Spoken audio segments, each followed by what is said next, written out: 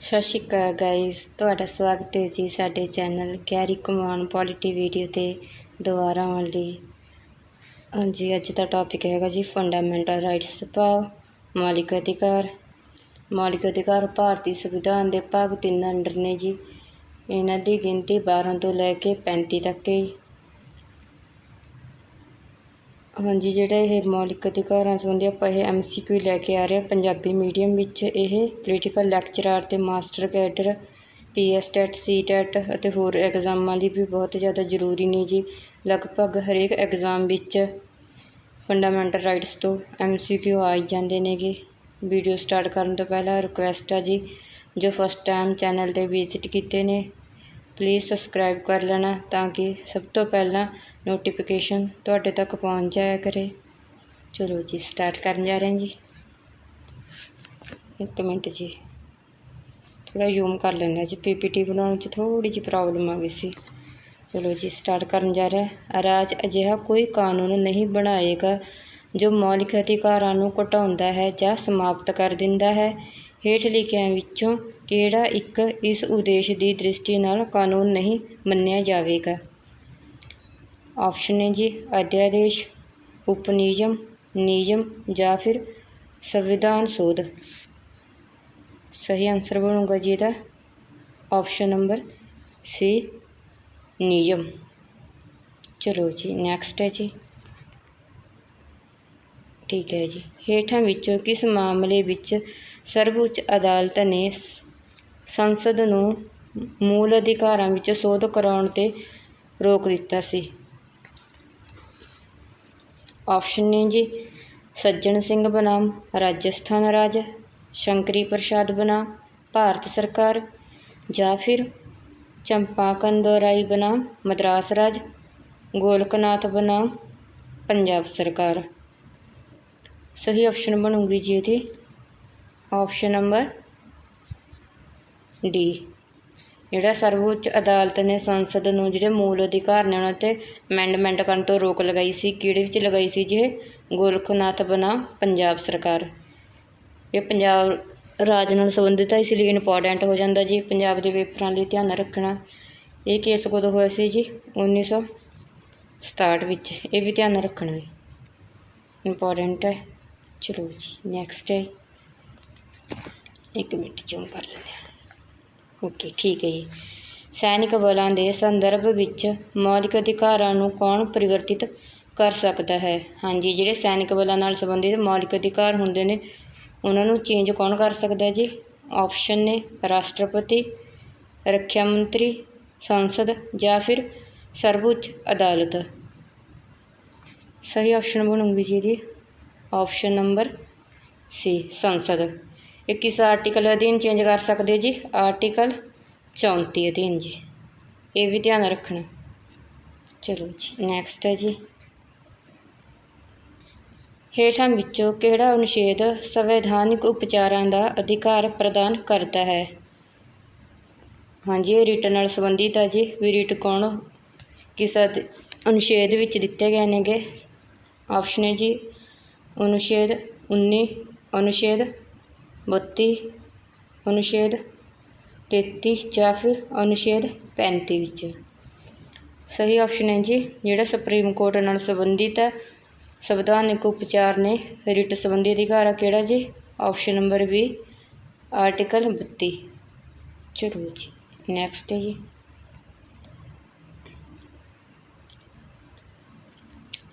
ਰਾਸ਼ਟਰੀ ਪੁਰਸਕਾਰ ਅਨੁਛੇਦ 18(1) ਦੇ ਅਰਥ ਦੇ ਅੰਤਰਗਤ ਕਿਸੇ ਪਦਵੀ ਦੇ ਤੁੱਲ ਨਹੀਂ ਹੈ ਅਤੇ ਉਹਨਾਂ ਦਾ ਪ੍ਰਯੋਗ ਕਿਸੇ ਉਪਸਰਗ ਦਾ ਪ੍ਰਯੋਗ ਦੇ ਰੂਪ ਵਿੱਚ ਨਹੀਂ ਕੀਤਾ ਜਾ ਸਕਦਾ।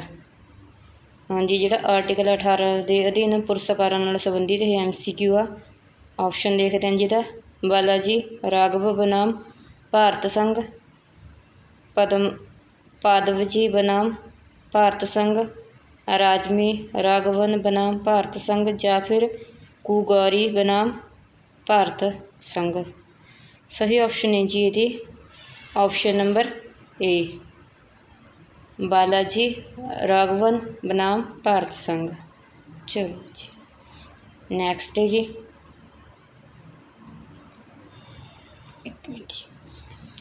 ਮੌਲਿਕ ਅਧਿਕਾਰਾਂ ਦੇ ਕਾਰਜ ਨਾਲ ਸੰਬੰਧਿਤ ਮੁਕੱਦਮੇ ਅਦਾਲਤਾਂ ਦੇ ਕਿਸ ਅਧਿਕਾਰ ਖੇਤਰ ਵਿੱਚ ਆਉਂਦੇ ਹਨ?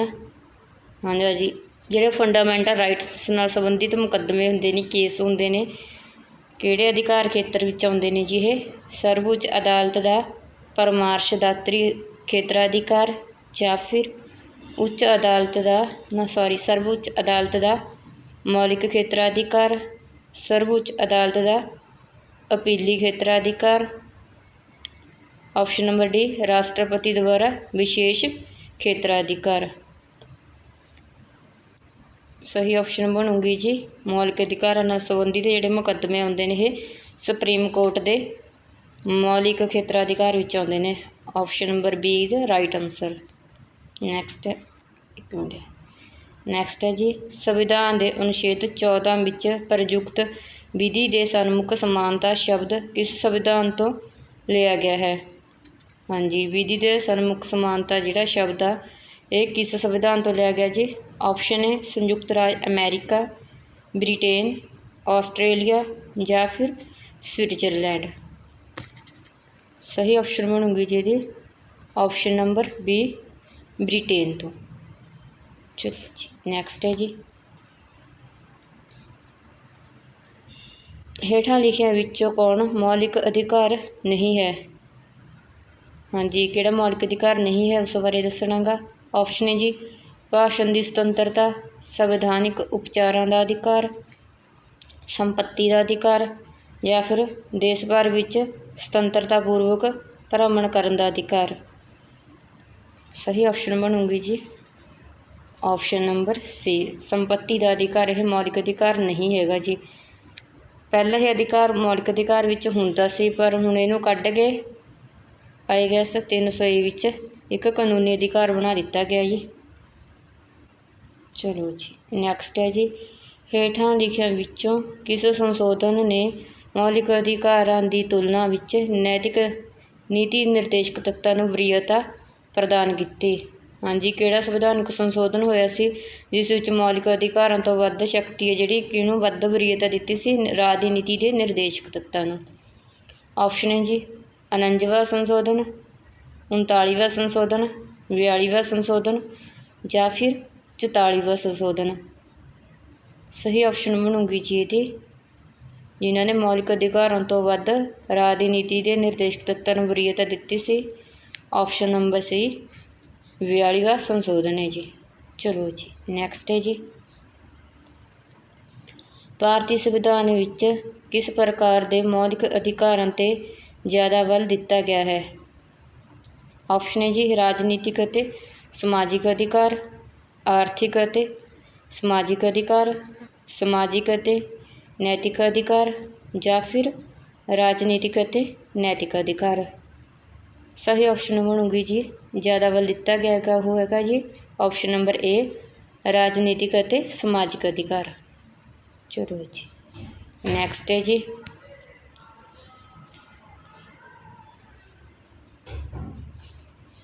ਸੰਵਿਧਾਨ ਦੇ ਕਿਸ ਅਨੁਛੇਦ ਵਿੱਚ ਅਲਪਸੰਖਿਅਕ ਵਰਗਾਂ ਦੇ ਸੰਰਕਸ਼ਣ ਦਾ ਉਲੇਖ ਹੈ? ਆਪਸ਼ਨ ਹੈ ਜੀ 29, ਅਨੁਛੇਦ 40, ਅਨੁਛੇਦ 30 ਜਾਂ ਫਿਰ 43। ਸਹੀ ਆਪਸ਼ਨ ਬਣੂਗੀ ਜੀ ਇਹਦਾ ਅਲਪਸੰਖਿਆ ਨਾਲ ਸੰਬੰਧਿਤ ਅਨੁਛੇਦ 29। Option number A is right answer. Next ਹੈ ਜੀ,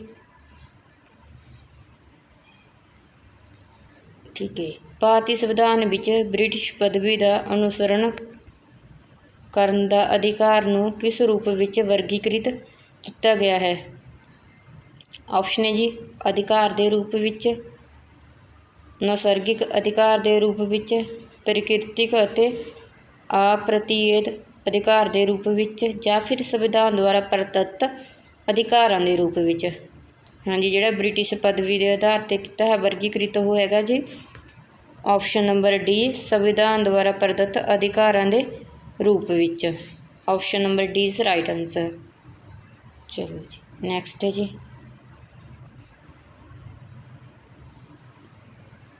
ਗੋਲਕਨਾਥ ਬਨਾਮ ਪੰਜਾਬ ਰਾਜ ਦੇ ਮਾਮਲੇ ਵਿੱਚ ਕਿਸ ਜੱਜ ਨੇ ਮੌਲਿਕ ਅਧਿਕਾਰਾਂ ਨੂੰ ਨੈਸਰਗਿਕ ਅਤੇ ਅਪ੍ਰਤੀਤ ਅਧਿਕਾਰ ਮੰਨਿਆ ਹੈ। ਹਾਂਜੀ, ਜਿਹੜਾ ਗੋਲਕਨਾਥ ਬਨਾਮ ਪੰਜਾਬ ਰਾਜ ਹੋਇਆ ਸੀ ਜੀ, ਕਿਹਨੂੰ ਇਹਨਾਂ ਵਿੱਚ ਉਹ ਦਿੱਤਾ ਗਿਆ ਗਾ, ਨੈਸਰਗਿਕ ਅਤੇ ਅਪ੍ਰਤੀਤ ਅਧਿਕਾਰ ਮੰਨਿਆ ਗਿਆ ਸੀ। ਜੱਜ ਦੱਸਣਾ ਜੀ, ਇਸੇ ਜੱਜਾਂ ਬਾਰੇ ਪੁੱਛਿਆ ਗਿਆ। ਆਪਸ਼ਨ ਨੇ ਜੀ ਨਿਆਂ ਪਤੰਜਲੀ ਸ਼ਾਸਤਰੀ, ਨਿਆਂ ਸੁਬਾਰਾਓ, ਨਿਆਂ ਸ਼੍ਰੀ ਕ੍ਰਿਸ਼ਨ ਅਈਅਰ ਜਾਂ ਫਿਰ ਉਪਰੋਕਤ ਸਾਰੇ। ਸਹੀ ਆਪਸ਼ਨ ਬਣੂਗੀ ਜੀ ਇੱਥੇ ਆਪਣੇ ਲਵੇ ਆਪਸ਼ਨ ਨੰਬਰ ਬੀ, ਨਿਆਂ ਸੁਬਾਰਾਓ। ਜਿਹੜਾ ਇਹਦਾ ਮੁੱਖ ਜੱਜ ਸੀ ਜੀ ਗੋਲਕਨਾਥ ਕੇਸ ਦਾ, ਉਹ ਵੀ ਕੌਣ ਸੀ, ਨਿਆਂ ਸੁਬਾਰਾਓ ਹੀ ਸੀ। ਇਸ ਨੇ ਇਹ ਜੱਜਮੈਂਟ ਦਿੱਤੀ ਸੀ। ਨੈਕਸਟ ਹੈ ਜੀ, ਭਾਰਤ ਸੰਵਿਧਾਨ ਦੇ ਭਾਗ 3 ਵਿੱਚ ਦਿੱਤੇ ਗਏ ਮੌਲਿਕ ਅਧਿਕਾਰਾਂ ਦੇ ਵਿਸ਼ੇ ਵਿੱਚ ਇਹ ਮਹੱਤਵਪੂਰਨ ਤੱਥ ਇਹ ਹੈ ਕਿ ਆਪਸ਼ਨ ਨੇ ਜੀ ਸੰਸਦ ਉਸ ਵਿੱਚ ਸੋਧ ਨਹੀਂ ਕਰ ਸਕਦੀ, ਉਹ ਨਿਰਪੇਖ ਅਤੇ ਅਮਰਿਆਦਿਤ ਹਨ। ਆਪਸ਼ਨ ਨੰਬਰ ਸੀ, ਉਹ ਸਿਰਫ ਨਾਗਰਿਕਾਂ ਨੂੰ ਪ੍ਰਾਪਤ ਹਨ, ਜਾਂ ਫਿਰ ਉਹ ਸੰਸਦ ਅਤੇ ਰਾਜ ਵਿਵਸਥਾਪਿਕਾਵਾਂ ਦੀ ਸਮਾਨ ਵਿਧਾਨਿਕ ਸ਼ਕਤੀਆਂ ਦੇ ਉੱਤੇ ਹਨ। ਸਹੀ ਆਪਸ਼ਨ ਬਣੂਗੀ ਜੀ ਇਹਨਾਂ ਦੀ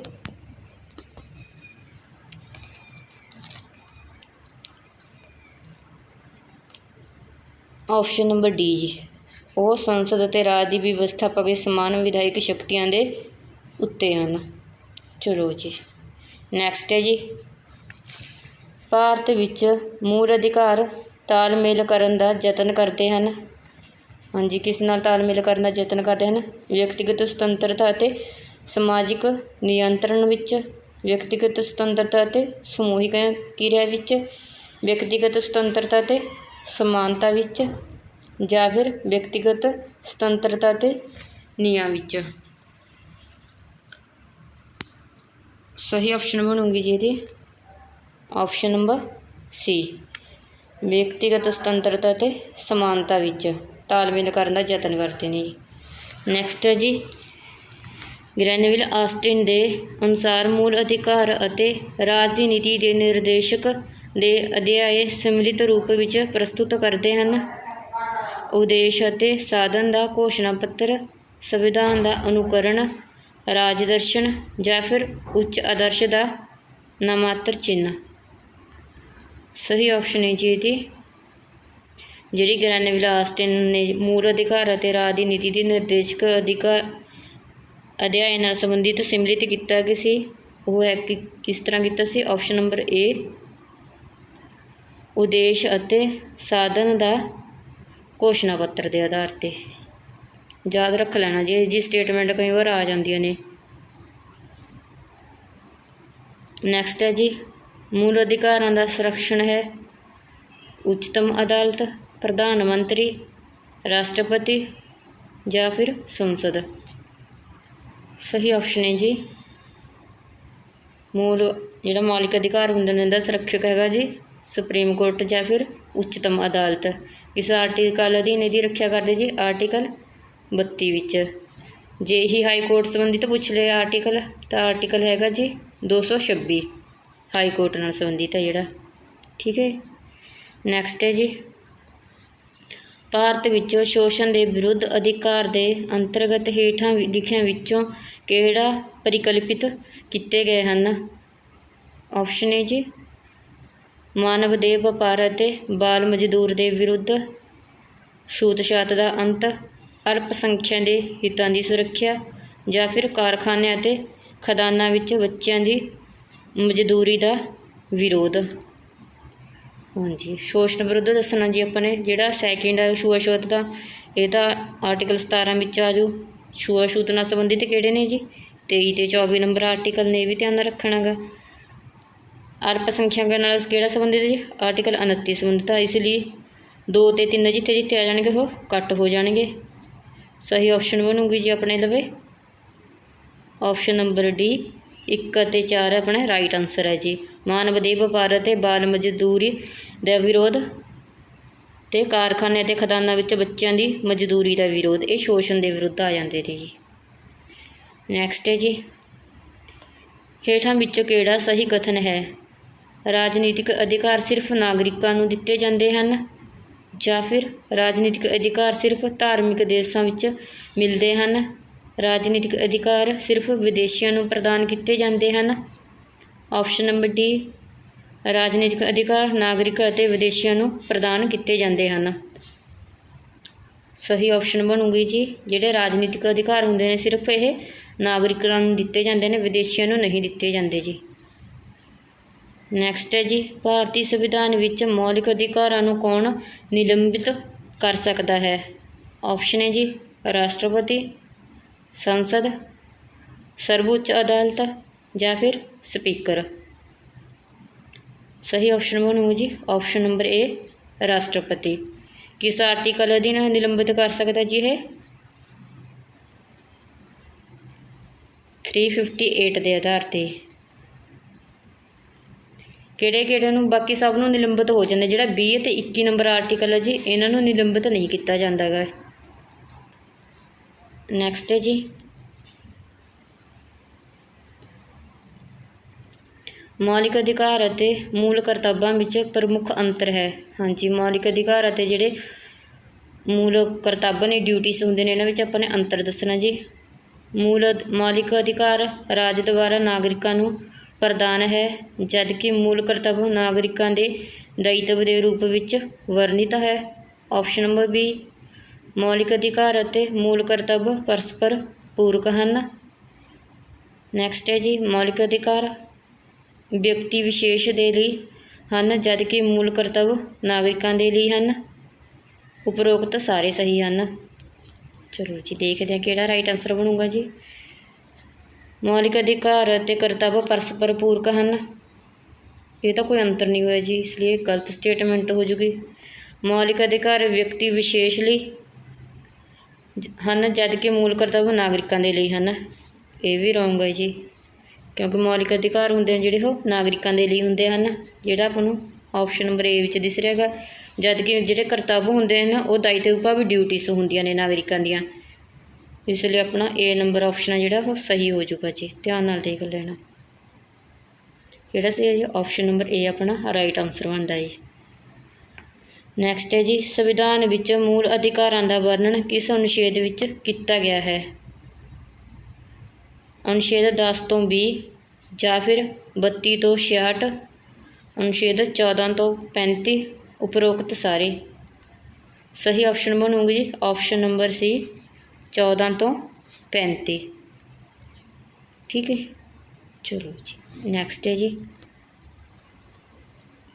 ਕਿਸ ਸੰਵਿਧਾਨਿਕ ਸੋਧ ਦੁਆਰਾ ਸੰਪੱਤੀ ਦੇ ਅਧਿਕਾਰ ਨੂੰ ਮੂਲ ਅਧਿਕਾਰਾਂ ਦੀ ਸੂਚੀ ਵਿੱਚੋਂ ਹਟਾਇਆ ਗਿਆ? ਆਪਸ਼ਨ ਹੈ ਜੀ 40ਵੀਂ ਸੰਵਿਧਾਨ ਸੋਧ ਦੁਆਰਾ, 42ਵੀਂ ਸੰਵਿਧਾਨ ਸੋਧ ਦੁਆਰਾ, 44ਵੀਂ ਸੰਵਿਧਾਨ ਸੋਧ ਦੁਆਰਾ ਜਾਂ ਫਿਰ 47ਵੀਂ ਸੰਵਿਧਾਨ ਸੋਧ ਦੁਆਰਾ। ਸਹੀ ਆਪਸ਼ਨ ਬਣੂਗੀ ਜੀ ਇਹਦੇ ਆਪਸ਼ਨ ਨੰਬਰ ਸੀ 44ਵੀਂ ਸੰਵਿਧਾਨਿਕ ਸੋਧ ਦੁਆਰਾ। ਕਦੋਂ ਹੋਈ ਸੀ ਜੀ? 1978 'ਚ, ਇਹ ਵੀ ਧਿਆਨ ਰੱਖਣਾ ਜੀ। ਨੈਕਸਟ ਹੈ ਜੀ, ਮੌਲਿਕ ਅਧਿਕਾਰਾਂ ਦਾ ਸੰਵਿਧਾਨ ਦੇ ਕਿਸ ਭਾਗ ਵਿੱਚ ਉਲੇਖ ਹੈ? ਹਾਂਜੀ, ਸੰਵਿਧਾਨ ਦਾ ਭਾਗ ਦੱਸਣਾ ਜੀ ਆਪਾਂ ਨੇ ਹੁਣ। ਆਪਸ਼ਨ ਹੈ ਜੀ ਦੂਸਰੇ, ਤੀਸਰੇ, ਚੌਥੇ ਜਾਂ ਫਿਰ ਪੰਜਵੇਂ।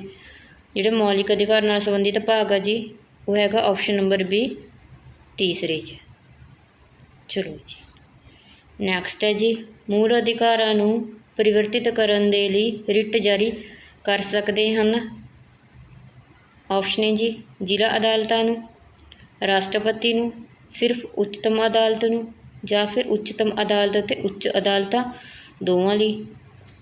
ਹਾਂਜੀ, ਜਿਹੜੀ ਰਿਟ ਜਾਰੀ ਕਰਦੀ ਪਾਵਰਸ ਹੁੰਦੀ ਹੈ ਜੀ ਇਹ ਉੱਚਤਮ ਅਦਾਲਤ ਅਤੇ ਉੱਚ ਅਦਾਲਤ ਭਾਵ ਸੁਪਰੀਮ ਕੋਰਟ ਅਤੇ ਹਾਈ ਕੋਰਟ ਦੋਵਾਂ ਦੀ ਹੁੰਦੀ ਹੈ ਜੀ। ਨੈਕਸਟ ਹੈ ਜੀ, ਕਿਸ ਅਨੁਛੇਦ ਅਤੇ ਨਿਆਇਕ ਪੁਨਰਵਲੋਕਨ ਦੀ ਸ਼ਕਤੀ ਨਿਹਿਤ ਹੈ? ਹਾਂਜੀ, ਜਿਹੜੇ ਜੁਡੀਸ਼ੀਅਲ ਰਿਵਿਊ ਬਾਰੇ ਪੁੱਛਿਆ ਗਿਆ ਜੀ, ਇਹ ਕਿਸ ਆਰਟੀਕਲ ਅਧੀਨ ਆਉਂਦਾ ਗਾ?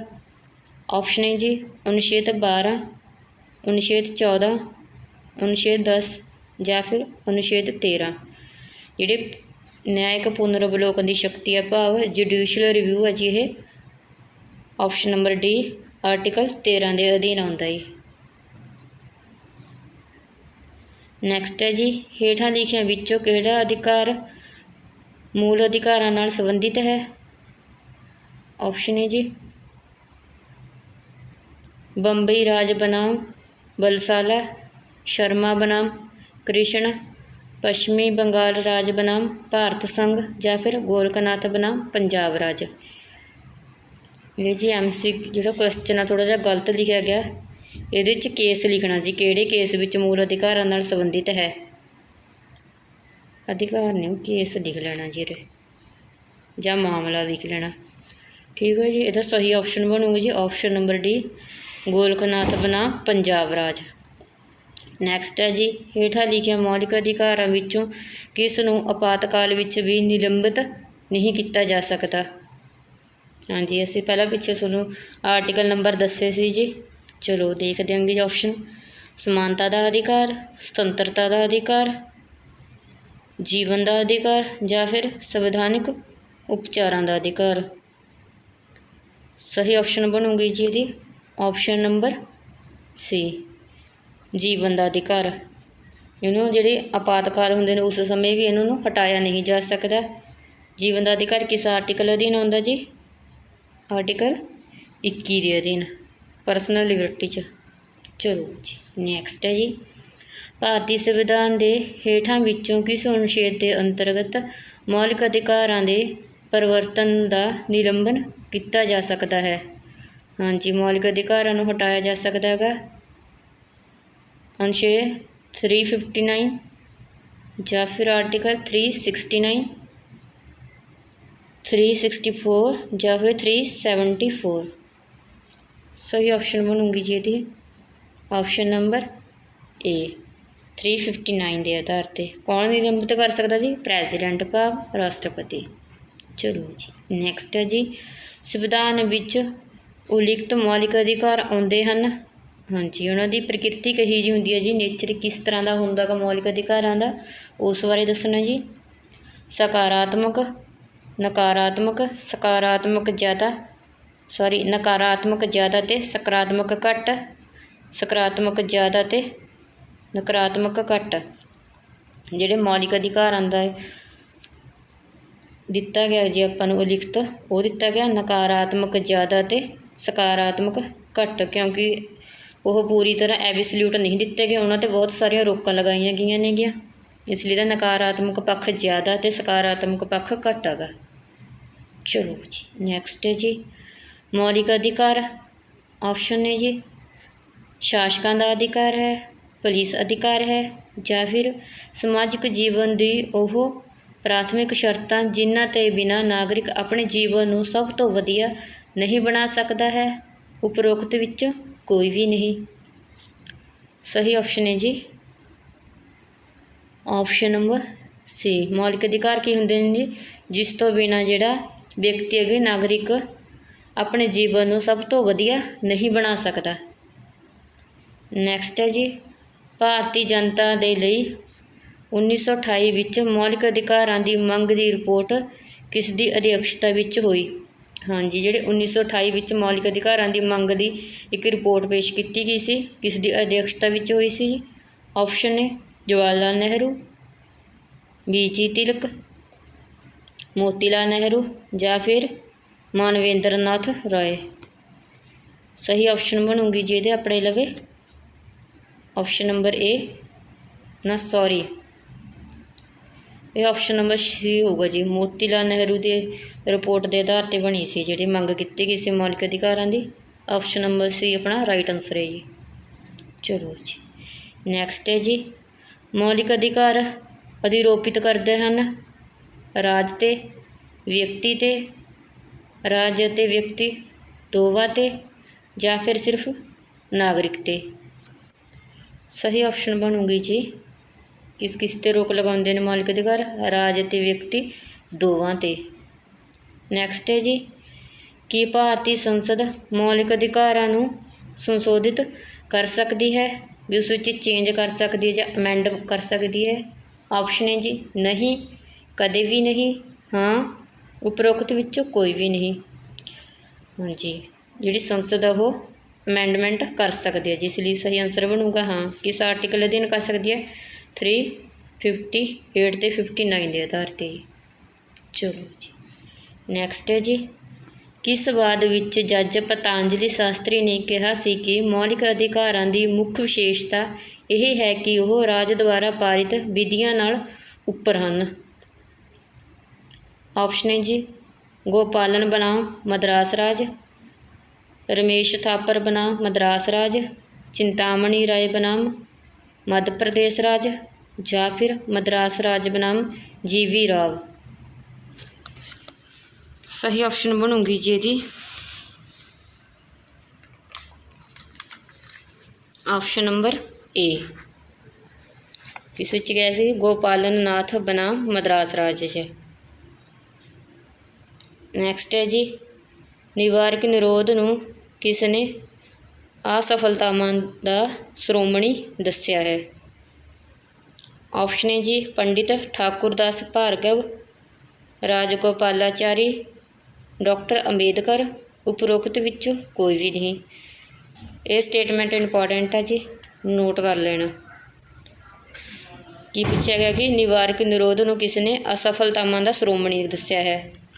इसकी सही ऑप्शन बनूगी जी option number A, Pandit Thakurdas Bhargava. चलो जी नैक्सट है जी, प्रैस की सुतंत्रता का संविधान के किस अनुच्छेद विच उल्लेख मिलता है? अनुच्छेद 17 का 1, अनुच्छेद 18 का 1, अनुच्छेद 19 का 1 ਅਤੇ अनुच्छेद 20 का कक्का। 1 ਤੇ कक्का लिखे हुए जी, सॉरी कक्के कनी मेरा ध्यान ही नहीं गया हैगा। एवं पर छोटी छोटी गलतियों नाल पेपर च भी मिसटेक कर जाते हैं। सही ऑप्शन बनती है जोड़े प्रैस की सुतंत्रता संबंधी अनुच्छेद 19 1 कक्का ही। ठीक है चलो जी नैक्सट है जी, थोड़ा जिहा जूम कर लेने। निवारक निरोध अधिनियम सब तो पहला कदों पारित किया गया सी? ऑप्शन है जी 1950, 1954, 1952 या फिर 1955। सही ऑप्शन बनूगी जिहड़ा है निवारक निरोध अधिनियम सब तो पहला कराया गया जिहड़ा पारित ये 1950 विच पारित किया गया सी। कदों तक चलिया सी? ये लगभग 8-9 साल चलिया गया सी। 1959 ते जाके ये खत्म कर दिता गया थी। इहदी थां ते एक नवां आ गया थी जिन्हों मीसा कहा जाता है। मीसा भी लगभग 10 साल लिए चलिया थी, वो 79 विच जाके खत्म हो गया सी।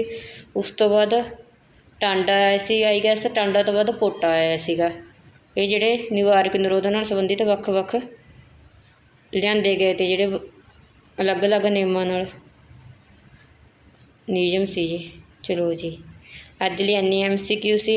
जे MCQ वधिया लगे ने जी तो प्लीज़ लाइक जरूर करके जाना तो होर फ्रेंड्स नाल भी वीडियो नूं शेयर करना गा ताकि होर दी भी हैल्प हो जाए। वीडियो देखने दी सब दा धन्नवाद है जी।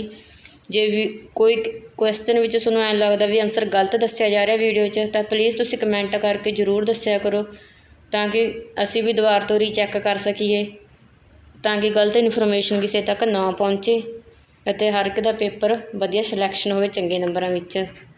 वीडियो देखने लई धन्नवाद है जी। Thank you.